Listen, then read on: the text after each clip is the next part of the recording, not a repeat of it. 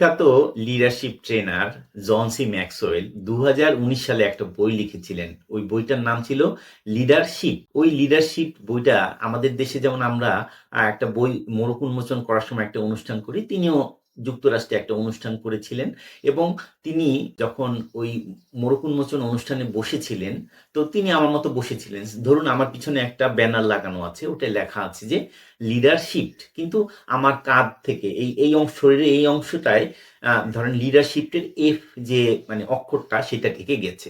তো ঢেকে যাওয়ার ফলে কি হয়েছে, মজার একটা ঘটনা, সেটা হচ্ছে যে লিডারশিপটা লিডারশিট হয়ে গেছে। আপনি খেয়াল করে দেখুন, এফটা যদি লিডারশিপ থেকে চলে যায় তাহলে লিডারশিট হয়ে যায়।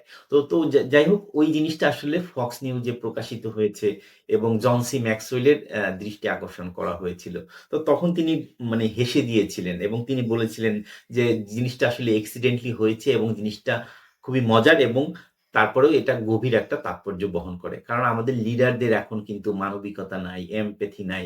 এজন্য আমাদের কিন্তু লিডারশিপটা কিন্তু লিডারশিট হয়ে গেছে এবং আমাদের লিডারের কিছু জিনিস কিন্তু শিফট করতে হবে। তো তিনি আ যে জিনিসগুলো বলেছিলেন সেটা হচ্ছে নাম্বার 1, যে আমাদের আসলে মাইন্ডসেটটা শিফট করতে হবে।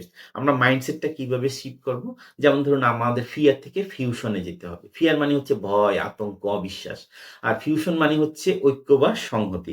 যেমন ধরুন আপনি বললেন যে নতুন প্রজেক্ট ব্যর্থ হলে চাকরি যাবে। এটা না বলে আপনি এমপ্লয়িকে বলুন নতুন প্রজেক্ট একটা শেখার সুযোগ, আমরা এটাকে শিখব।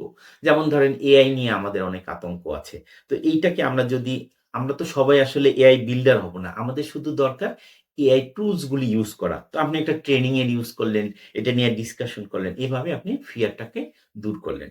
তারপর হচ্ছে স্কিল শিফট। যেমন আমাদের নলেজ থেকে কিউরিওসিটি তে যেতে হবে।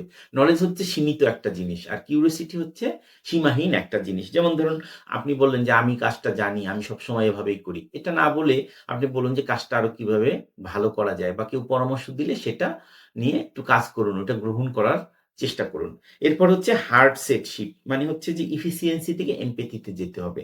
হ্যাঁ? আমরা ১ম এ মানুষের অনুভূতি, মানবিকতা এটাকে কনসিডার করে তারপরে কিন্তু আমরা কাজটা করব। যেমন ধরেন human first then high performance.